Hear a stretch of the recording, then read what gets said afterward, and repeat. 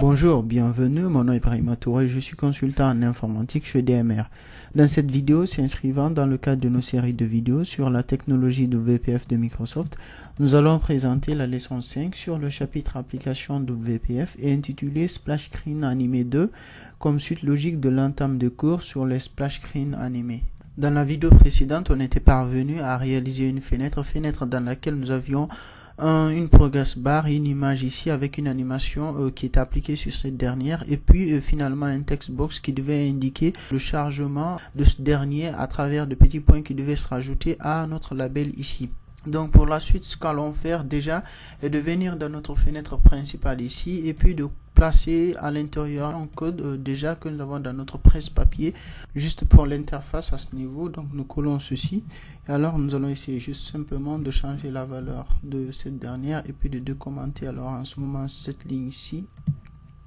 Et puis finalement, dans notre fenêtre ici, nous avons un ensemble de contrôles ici, mais ceci ne représente pas l'objet du cours ici, c'est juste que nous voulons avoir une interface ici à ce niveau pour différencier notre fenêtre principale à ce niveau de la fenêtre splash screen que nous allons alors en ce moment commencer par lancer dans notre application avant de lancer la seconde fenêtre. Donc pour mettre les différentes interactions, c'est-à-dire dans nos différentes classes, alors en ce moment nous allons commencer par notre fenêtre principale dans laquelle nous allons commencer par placer une méthode déléguée. Donc en ce moment nous faisons public void delegate et que nous appellerons en ce moment délégué application et qui va avoir comme signature de méthode un objet que nous allons dire sender et un argument de type event args. Le spécificateur qui vient plutôt avant le type, donc c'est CTRL X ici. Donc nous avons void délégué. Et comme signature d'événement, nous faisons en ce moment public event. Donc un événement de type public que nous allons alors en ce moment mettre délégué application et que nous allons nommer application est prête. Donc nous avons un événement ici, application est prête et qui une fois lancé va alors en ce moment exécuter la méthode ici. Donc finalement dans notre méthode d'initialisation de la fenêtre ici, nous allons déclarer un compteur, c'est-à-dire pour cela d'abord nous venons dans la partie globale et puis à partir de là nous allons faire appel à un dispatcher, c'est-à-dire un timer que nous allons appeler alors en ce moment compteur main window, compteur fenêtre principale. Pour le dispatcher ici, il faut que nous faisions appel à l'espace de nom system windows threading. Puis finalement nous revenons dans notre constructeur et après la partie initialisation nous faisons appel à notre compteur fenêtre principale que nous allons instancier ici à une nouvelle instance de dispatcher timer. Donc faisons dispatcher et puis nous allons placer l'intervalle en temps de tick de notre compteur fenêtre principale ici. Donc point intervalle à ce niveau va être alors en ce moment égal à la structure timespan. Nous faisons appel à ce dernier et nous faisons appel à la méthode fromSecond dans lequel nous allons définir un ensemble de secondes sur la base desquelles notre timer va faire son tick. Après à chaque tick nous allons exécuter une nouvelle méthode. Nous faisons espace et puis finalement nous avons notre méthode ici. Nous reviendrons à cette méthode pour le moment. D'abord nous allons en ce moment lancer notre compteur fenêtre principale.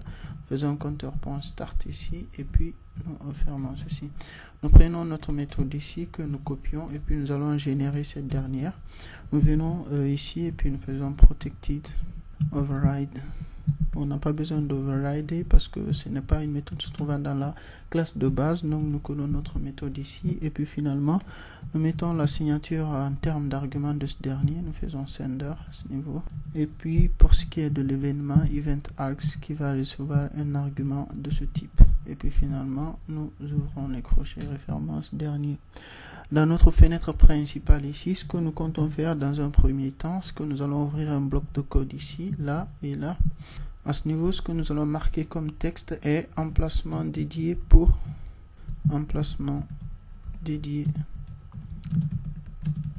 les différentes opérations de chargement de la fenêtre. Et donc ces opérations là peuvent être entre autres aller rechercher des valeurs dans une base de données, faire appel à un service, ou bien affecter des valeurs de contrôle ou binder différents contrôles via le code vers l'interface. Après, finalement, en ce moment, nous allons arrêter notre compteur. Donc, compteur fenêtre principale à ce niveau. Quand on a fini de faire toutes les opérations nécessaires pour le chargement de notre fenêtre, en ce moment, nous arrêtons notre compteur et puis, en ce moment, nous allons évaluer la méthode ici, c'est-à-dire notre délégué d'événements. Donc, en ce moment, nous faisons application ici. Donc, application est prête. Donc si cette dernière est différente de nul, ça veut dire qu'en ce moment notre application est prête à s'exécuter. Un peu plus en bas, nous allons alors en ce moment lancer notre application est prête. Notre application est prête ici comme méthode. En ce moment nous lui passons notre fenêtre ici et puis nous lui passons comme argument une valeur nulle et voilà. Dans cette fenêtre ici, ce qu'on a commencé par faire dans un premier temps est de déclarer un événement personnalisé et puis de l'associer à une signature de méthode ici en termes de délégué. Alors ce qu'on a fait pour la suite alors est de déclarer un timer ici et puis d'instancier ce timer et de faire un tick sur un intervalle de 7 secondes sur notre timer. Donc notre fenêtre ici, lorsque cette fenêtre va être appelée via une nouvelle instance de cette dernière dans une autre fenêtre, donc en l'occurrence ici dans notre fenêtre splash screen, c'est que ce constructeur là va se lancer et va faire ces différentes opérations là.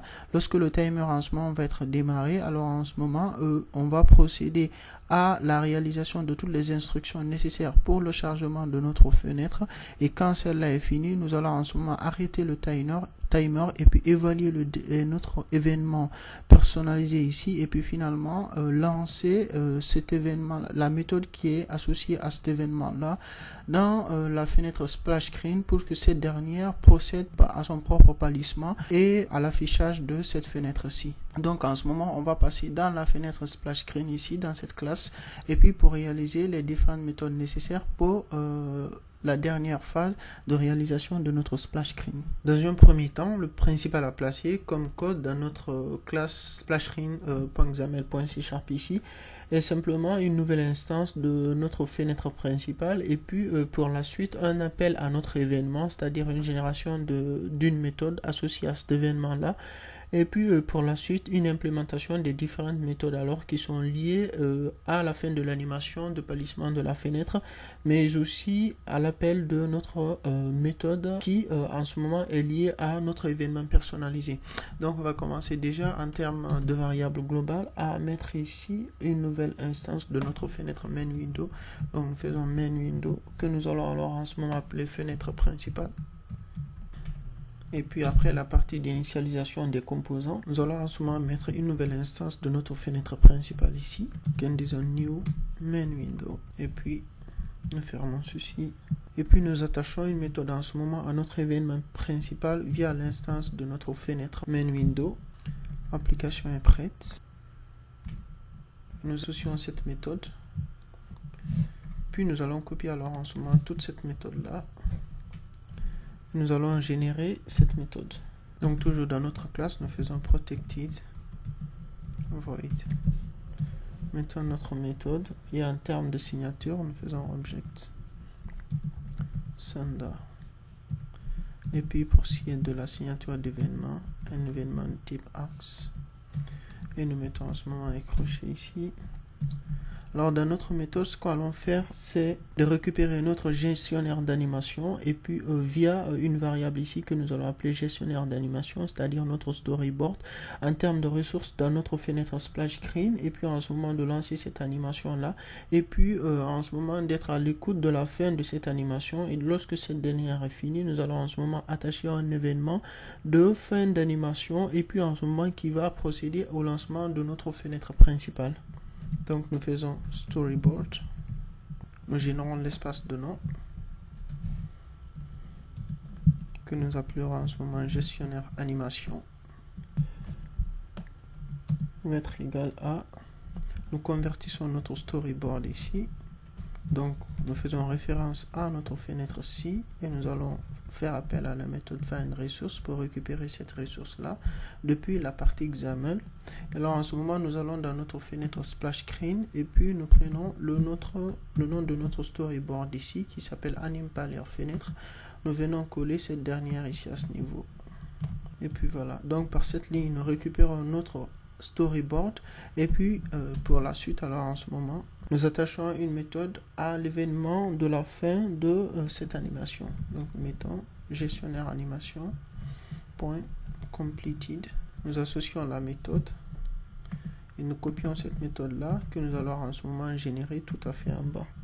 Mais bien avant, à la ligne suivante en ce moment, nous démarrons notre animation. Donc gestionnaire animation, donc point animation, nous allons en ce moment démarrer cette dernière. Et puis tout à fait en bas, nous allons en ce moment générer notre méthode. Donc nous faisons protected void, un objet sender, et puis event args de type E. Et à ce niveau-là, nous lançons en ce moment notre fenêtre à travers l'instance de cette dernière qui est fenêtre principale. Nous faisons .show. Et voilà. Donc ici à ce niveau, ce que nous faisons de façon essentielle ici pour un début est déjà de faire une nouvelle instance de notre fenêtre ici à ce niveau et puis d'initialiser nos composants, de instancier via cette variable là notre fenêtre et puis donc de par cette instanciation de notre fenêtre là, il y a un timer de l'autre côté dans notre fenêtre principale qui va démarrer et sur un intervalle de 7 secondes qui en ce moment va lancer toutes les instructions de chargement de notre fenêtre et puis qui va stopper notre timer qui se trouve de l'autre côté et qui alors en ce moment va évaluer le délégué, c'est-à-dire l'événement personnalisé lorsque cette dernière n'est pas nulle, parce qu'à partir de là elle n'est plus nulle. Alors en ce moment il va lancer la méthode c'est-à-dire cette dernière ici qui est fenêtre application est prête et alors en ce moment qui va lancer l'animation de palissement de la fenêtre splash screen et qui à partir de là en ce moment dès que cette dernière est terminée à travers cette ligne ici va lancer cette autre méthode là qui va procéder au lancement de notre fenêtre principale. Donc pour tester tout cela, nous faisons F5. Donc nous avons notre animation, notre fenêtre splash screen qui est là, qui s'anime, qui s'anime, qui s'anime, qui s'anime et à un certain moment elle va pâlir et à la fin de pâlissement elle va donner lieu à notre fenêtre principale ici. Donc voilà, et puis donc à ce niveau nous faisons Alt F4 pour arrêter tout ceci. Et puis nous fermons cela. Et donc nous pouvons revenir dans notre fenêtre splash screen ici pour un premier temps, pour essayer de réduire le temps, c'est-à-dire de durée de notre fenêtre splash screen ici, par exemple à la valeur de 0.7 septième de seconde. Et puis alors en ce moment nous lançons cette dernière pour revoir encore. D'ici qu'elle ne se réduise, nous remarquerons à ce niveau que de petits pointeurs ne sortent pas ici à la partie chargement ici. Et que lorsque l'application alors en ce moment qui pâlit dans un temps assez bref et puis que notre fenêtre principale qui sort ici et que non seulement dans notre fenêtre splash screen nous n'avions pas le petit chargement ici à ce niveau qui sortait avec des petits pointés ici pour indiquer l'avancement, c'est-à-dire le chargement total de l'application, mais aussi lorsque nous fermons notre fenêtre ici, l'application n'est pas déchargée en termes de processus et dans la machine utilisatrice. Pour cela il faut que en ce moment que nous arrêtons ici à ce niveau pour que nous puissions revenir à l'environnement pour décharger complètement l'application. Donc pour remédier à cela, nous revenons alors dans notre fenêtre splash screen ici à ce niveau et puis nous allons ajouter un nouvel événement. La vraie fenêtre principale reste notre fenêtre splash screen. Elle a simplement pâli, mais elle continue encore à rester dans l'interface Stavey sur la machine utilisatrice et elle est active alors en ce moment, mais l'utilisateur ne le voit pas. Donc lorsque nous fermons la fenêtre main window, nous voulons alors en ce moment simuler ou bien montrer à l'utilisateur que c'est cette fenêtre là qui est la fenêtre principale et ce à quoi il s'attend, parce que quand il ferme la fenêtre principale pour elle qui est la fenêtre main window, il faut que l'application de façon globale soit arrêtée. Alors nous restons alors en ce moment à l'écoute de la fermeture de de la fenêtre main window, et dès que cette dernière se produit, nous fermons alors la vraie fenêtre principale qui est la fenêtre splash screen et qui alors provoque l'arrêt total de l'application. Donc pour ce faire, nous venons sur notre instance de fenêtre principale ici et nous faisons appel à la méthode closed et pour lequel nous allons générer un nouvel événement ici. Nous faisons tab et puis donc nous faisons fenêtre principale fermée. Donc à la fermeture de notre fenêtre principale, nous venons ajouter une nouvelle méthode ici en ce moment que nous faisons protected void et pour lequel nous collons ceci. Et donc pour l'objet, nous faisons object sender qui vient de notre fenêtre principale et pour event args, donc mettons ceci comme argument E et puis finalement nous mettons des crochets ici. Et donc dès que la fenêtre principale est fermée, donc nous fermons aussi cette dernière, nous faisons this.close. De cette façon, nous fermons aussi notre fenêtre splash screen. Voilà. Donc pour le chargement, c'est-à-dire notre bouton en pointier, nous allons revenir ici dans notre splash screen ici et donc pour notre text box ici à ce niveau, nous allons déjà essayer de lui donner un nom si cela n'est fait. Donc nous réduisons tout cela, l'explorateur d'objets, et nous donnons un nom ici par exemple que nous dirons xname à la valeur de texte chargement. Et puis nous copions tout ce nom là. Nous allons venir dans notre classe splash screen ici et puis nous allons ajouter alors en ce moment une nouvelle constante string. Nous mettons texte chargement. Ceci, notre texte qui se trouve dans notre texte bloc. Juste avant l'instanciation de notre fenêtre ici, nous allons ajouter un timer. Donc en termes de variable globale, nous allons alors en ce moment déclarer ce timer là. Donc nous faisons dispatcher pour lequel nous ajoutons l'espace de nom system Windows threading que nous allons appeler timer splash screen. Nous copions tout cela. Nous venons ici et nous allons faire une nouvelle instance de ce dernier qui va être new timer splash screen ici à ce niveau. Pour ce timer là, nous allons lui donner un certain intervalle de 5. New dispatcher timer plutôt à ce niveau. Et puis nous faisons time span from second que nous mettons à la valeur de 5 par exemple. Pour chaque 5 secondes, nous allons incrémenter notre valeur dans le texte label du texte le contenant plus une valeur d'un point de plus. Et puis pour le tick de notre timer ici, nous faisons un timer splash screen point tick. Donc nous attachons un nouvel événement ici, timer splash screen point tick. Donc à chaque fois que ce timer là va faire son tick, nous allons en ce moment faire appel à cette méthode. Donc nous lançons notre timer ici. Donc tout à fait en bas, nous allons générer notre méthode alors pour le timer. Protected void. Même signature d'argument, object sender all event args, en mettant argument ici.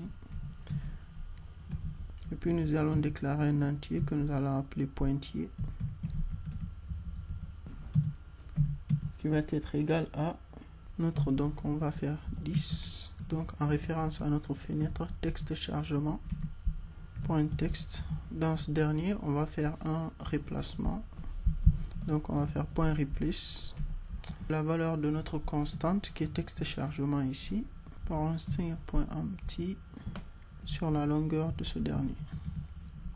Et puis nous allons évaluer le nombre de pointillés. Par exemple, nous dirons if pointillé est inférieur à la valeur de 5, alors en ce moment nous allons incrémenter nos pointillés et dans le cas échéant nous réinitialisons notre pointillé. Et puis finalement à notre texte ici, nous allons venir lui affecter la valeur se trouvant dedans.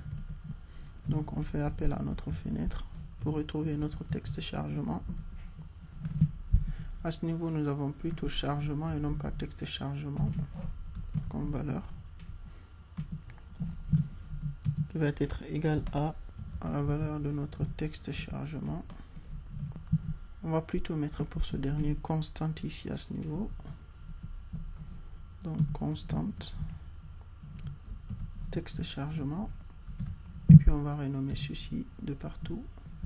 Et puis nous allons concaténer cette valeur vers la droite, un pad right, de la valeur de notre constante texte chargement sur la longueur de ce dernier, concaténé avec le nombre de pointillés. Et plutôt à ce niveau, on doit mettre des